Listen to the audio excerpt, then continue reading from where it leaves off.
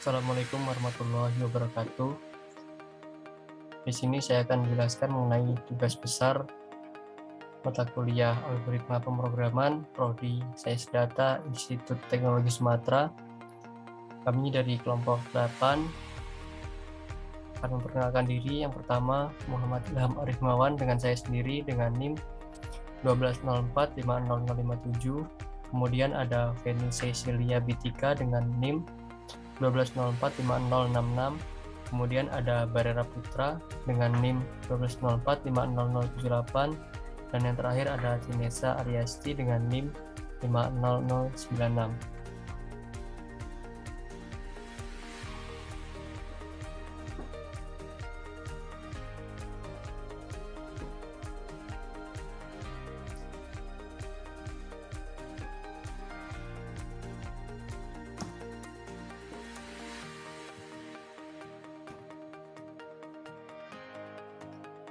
Nah, di sini ada daftar isi. Yang pertama, saya akan jelaskan mengenai deskripsi dan fitur program kasir toko bangunan dengan menggunakan Python.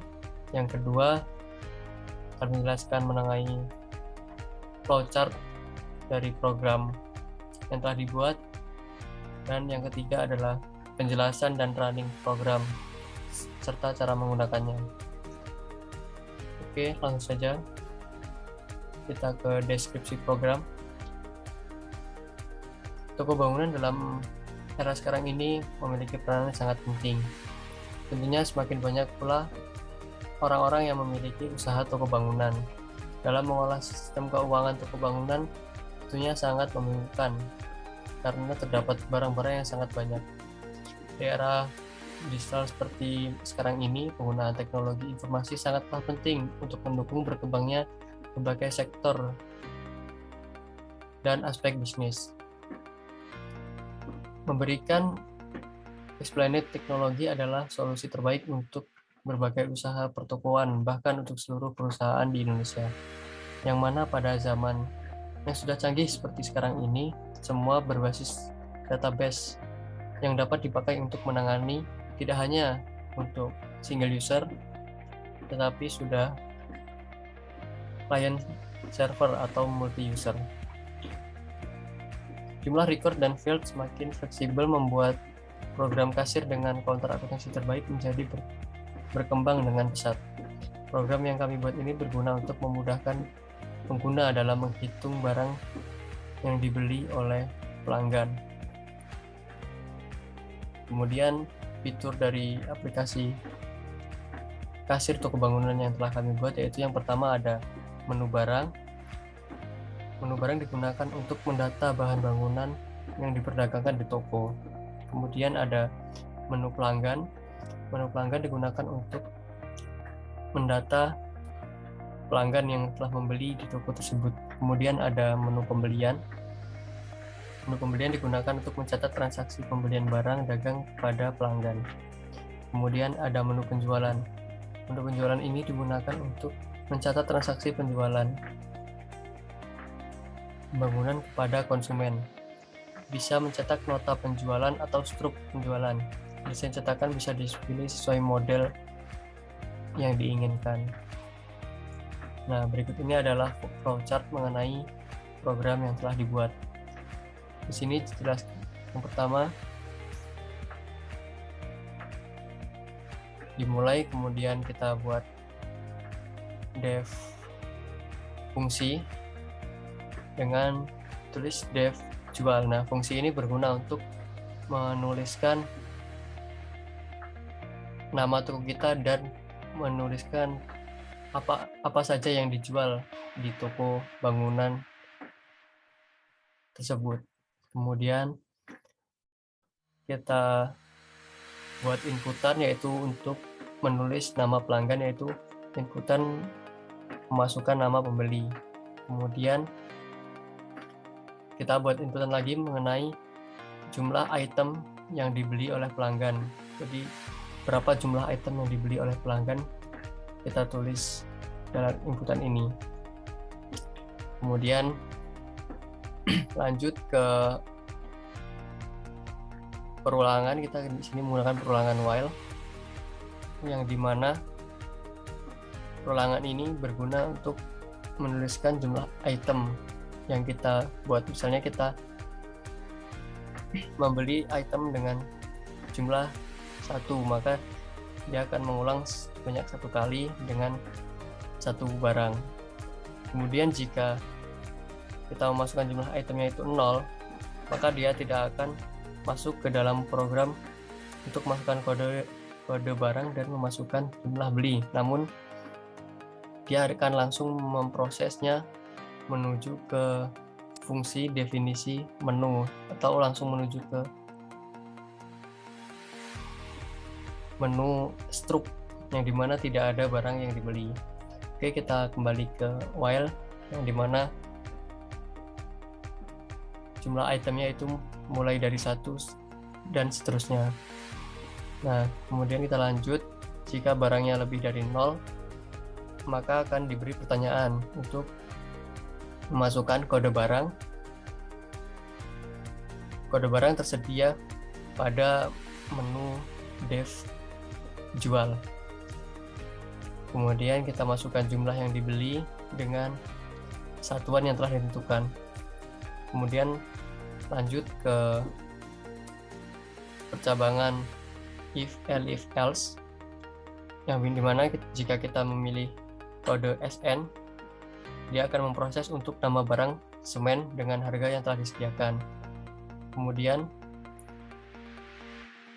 jika kita tidak memilih kode SN, dia akan lanjut ke berikutnya, yaitu ke elif, yaitu dimana di elif tersebut terdapat beberapa kode, yaitu ada PR, BTA, BI 6, BI 8, BI 10, BI 12, GNT, PKB, dan PKK, yang dimana apabila dalam kita masukkan kode tidak ada di salah satu elif ini atau SN, maka program akan langsung menuju ke else yang akan memberi outputan atau keluaran, yaitu barang tidak tersedia di toko, barang tidak tersedia. Nah, yang dimana jika barang tidak tersedia, dia akan langsung keluar ke menu struk dan menuliskan barang tidak tersedia. Apabila barang tersebut tersedia, maka dia akan memproses ke beberapa barang yang telah dipilih atau salah satu barang yang telah dipilih ke menu struk. Kemudian jika kita sudah memasuki ke menu struk, di situ akan ditampilkan semua nama barang dan harga barang yang telah kita pilih sebelumnya. Setelah itu kita akan memasukkan, nah disitu juga keluar total berapa harga barang yang telah kita beli. Nah, setelah itu kita diminta untuk memasukkan nominal pembayaran yang akan kita bayarkan. Nah, kemudian kita tulis di sini untuk fungsi untuk menghitung. Kita akan menulis variabel untuk menghitung kembalian, yaitu nominal kembali sama dengan nominal bayar dikurangi dengan nominal belanja. Nah, setelah itu lanjut, keluarlah hasil, yaitu keluaran tampil output kembalian. Nah, setelah itu proses selesai. Oke, kita lanjut ke running program. Running program akan kita lakukan dengan menggunakan aplikasi Replit sebagai berikut.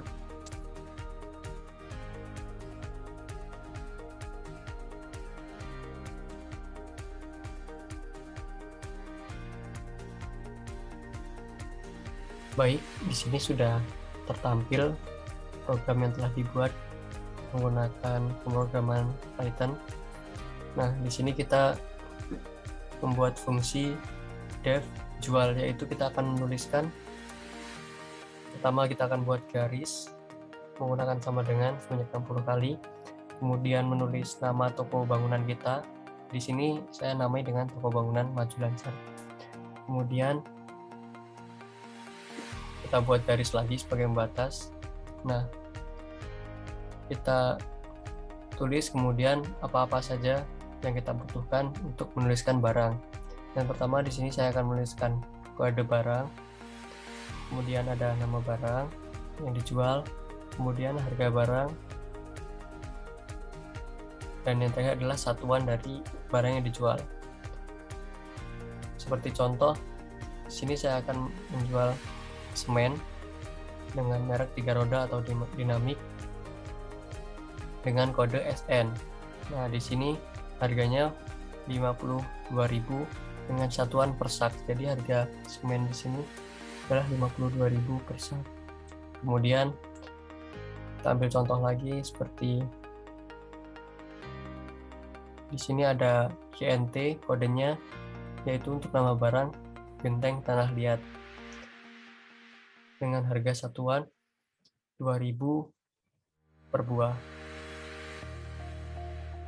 Setelah itu untuk memunculkan def dari atau fungsi dari barang yang kita jual tadi, kita tulis dengan jual tutup kurung buka kurung. Oh ya, jangan lupa untuk kerapihan kita tulis di sini di akhir barang yang kita jual, kita tulis atau kita buat garis untuk pembatas. Nah, kemudian untuk mendata pelanggan, kita di sini membuat inputan nama, yaitu input masukkan nama pembeli. Kemudian kita buat garis lagi. Kemudian kita lanjut untuk membuat variabel jumlah item. Di sini karena jumlah item itu angka, kita definisikan dengan integer. Kemudian input karena dia berupa masukan. Kemudian kita tulis perintah yaitu masukkan jumlah item. Misalnya kita akan membeli semen, pasir, dan batu bata, maka kita tuliskan itemnya yaitu 3. Kemudian kita tulis lagi variabel-variabel yang diperlukan seperti kode barang, nama barang, jumlah belanja, total belanja, ada nominal bayar, nominal kembalian, harga, dan jumlah. Nah, karena terkadang kita membeli barang lebih dari satu barang, maka kita di sini menggunakan perulangan while, yang dimana di sini kita definisikan A sama dengan 0, while A kurang dari jumlah A lebih dari jumlah item. Jadi A itu harus lebih dari 0. Jika sama dengan 0, maka program tidak akan lanjut ke sini, melainkan langsung ke menu struk di bawah.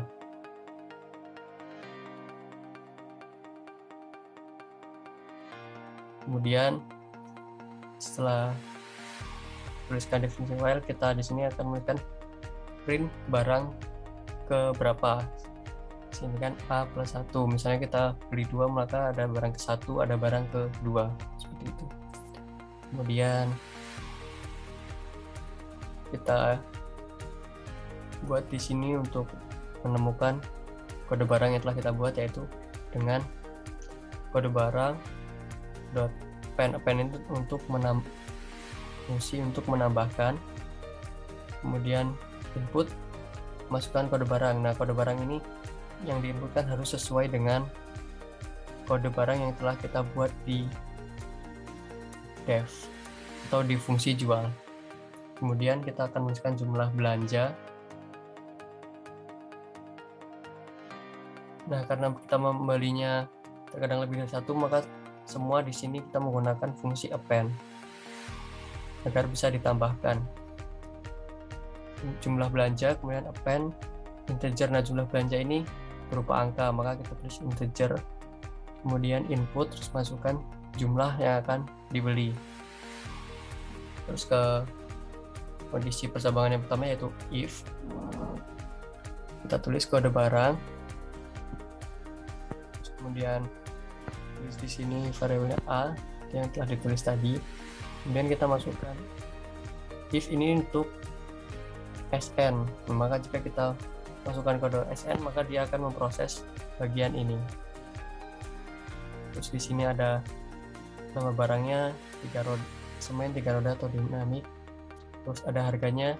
Nah, untuk menghitung misalnya kita membeli semen lebih dari 1, maka kita menghitung jumlah uang yang diperlukan untuk membeli semen yang kita butuhkan, yaitu dengan jumlah pen, terus jumlah belanjaannya berapa dikali harganya. Misalnya kita jumlah belanjanya 5, terus dikali 52.000, seperti itu. Kemudian kita perkembangan berikutnya, jika kita tidak membeli semen maka program akan lanjut ke yang lain. Nah, di sini penjabarannya sama untuk program, yang membedakan hanya kondisinya, yaitu ada if, elif. Nah, elif ini kita tulis banyak jumlah barang yang ada di toko kita. Kemudian ada else ini untuk mendefinisikan barang yang tidak ada di toko. Nah, nama barang .pen kita tulis karena barangnya tidak tersedia, maka tulis barang tidak tersedia. Kemudian harganya, karena tidak tersedia maka harganya adalah 0. Kemudian jumlahnya, karena barang tidak tersedia yaitu jumlahnya tidak ada dikali 0 sama dengan 0. Seperti itu. Kemudian ada A plus 1. Oke, terus kita print garis untuk membatasi agar terlihat rapi. Nah, sekarang kita buat di sini menu untuk struk pembelian. Kita pertama tulis print, terus kita buat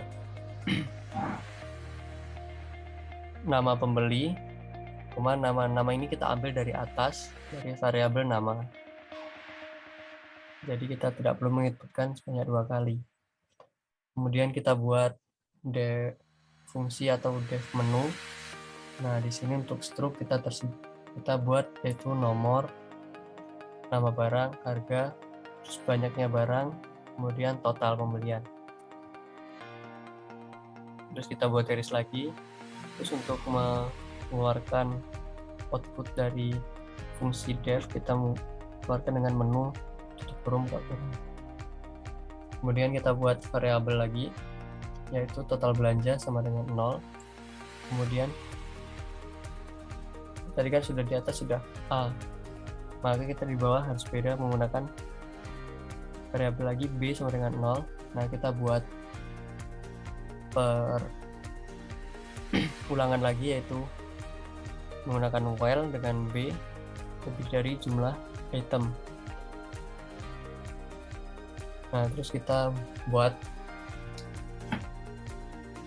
variabel untuk total belanja kita, yaitu dengan total underscore belanja sama dengan total underscore belanja plus jumlah dengan variabel B. Nah, kemudian untuk mengeluarkan barang yang telah kita beli lagi tadi di nota atau di struk, kita di sini menggunakan atau untuk memanggil nomor, nama barang, harga, dan banyaknya kita gunakan ini. Itu %i untuk memanggil nomor karena nomor berupa integer, kemudian nama barang berupa string, harga karena harganya tetap kita buat string, kemudian banyaknya karena banyaknya berupa angka kita buat integer, kemudian total kita buat integer. Kemudian kita di sini deklarasikan dengan nomor itu B plus 1, jadi dimulai dari 1 dan 0 plus 1, kemudian nama barang yang telah kita beli tadi, kemudian harganya, jumlah belanja, kemudian jumlah. Nah, setelah semua sudah dikeluar dan ditulis di struk, kemudian kita buat untuk keluaran total belanja kita. Kita menggunakan print total belanja sama dengan kita menggunakan variabel total belanja dengan mengambil perhitungan di atas ini. Oke. Nah, kemudian untuk menghitung apabila terdapat kembalian, kita harus menulis variabel nominal bayar, yaitu tulis nominal underscore bayar sama dengan, karena nominal bayar berupa angka, kita gunakan integer input, terus nominal pembayaran sama dengan Rp berapa. Nah, terus untuk mengetahui jumlah kembalian yang kita dapat, kita buat lagi variabel untuk kembalian, yaitu dengan nominal underscore kembalian, terus sama dengan nominal bayar dikurangi total underscore belanja. Terus kita keluarkan hasil dari nominal underscore kembalian, yaitu print uang kembali sama dengan nominal kembalian. Baik, dan lebih jelasnya saya akan mencoba untuk run program yang telah dibuat. Baik, di sini sudah keluar dari fungsi def apa-apa saja yang dijual di toko, kemudian kita masukkan nama pembeli. Misalnya kita masukkan nama pembeli adalah Ilham. Oke, kita masukkan jumlah item. Misalnya kita akan membeli semen, pasir, dan bata, maka kita akan masukkan jumlah itemnya adalah 3. Nah, masukkan barang 1. Nah, barang 1 kita akan beli semen. Kita tulis kodenya yaitu SN. Masukkan jumlah beli, kita akan membeli misalnya 2 sak. Oke. Kemudian barang kedua yaitu pasir. Kita tulis kodenya yaitu PR. Nah, misalnya kita beli berapa meter kubik, misalnya 2 meter kubik. Kemudian kita masukkan barang yang ketiga yaitu batu bata dengan kode PTA. Kemudian kita tulis berapa kita akan membelinya, yaitu kita misalnya beli 200 batu bata. Nah, kita enter. Nah, keluar struk di sini yaitu nama pembeli Ilham. Nomor 1 kita beli semen 3 roda dengan harga 52.000 sebanyak 2 sak dengan totalnya harganya yaitu 104.000. Kemudian pasir kita beli dengan harga 300.000 per meter kubik, kita beli 2 yaitu 600.000. Kemudian yang ketiga kita beli batu bata dengan harga 500 rupiah. Untuk per buah kita membeli 200 buah yaitu dengan total jadi 100.000. Nah, jadi total belanja kita adalah 804.000. Nah, misalnya di sini kita akan membayar dengan uang misalnya 850.000. Nah, maka di sini tertulis uang kembali yaitu 46.000. Mungkin sekian penjabaran mengenai program kasir toko bangunan dengan bahasa pemrograman Python. Selamat malam. Di sini saya akan menjelaskan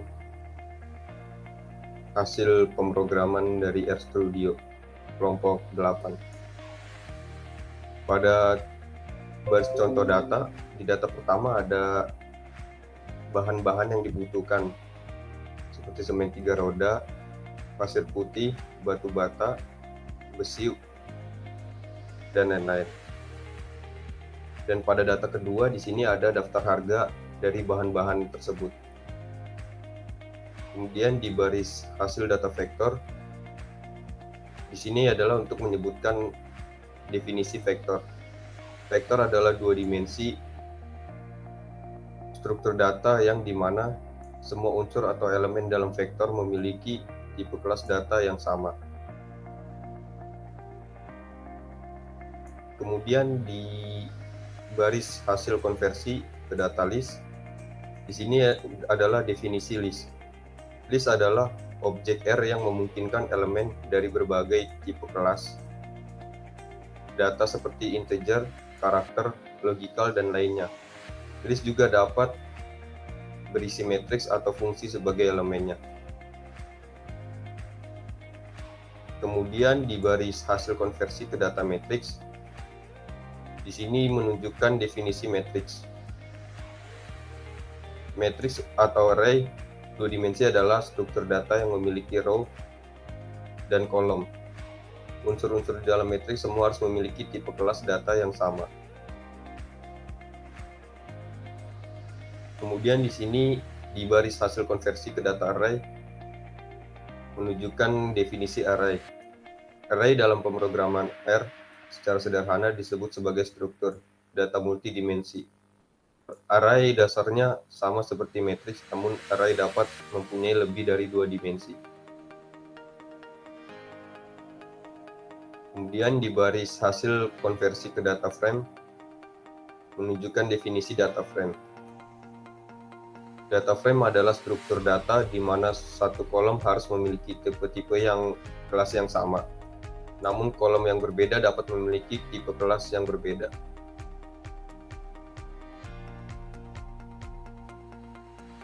Kemudian di menu function ini menunjukkan ada berupa tipe struktur data vektor, struktur data matrix, struktur data list, struktur data array, dan struktur data frame.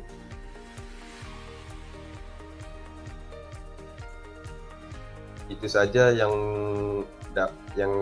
dapat saya jelaskan di hasil pemrograman RStudio kelompok 8.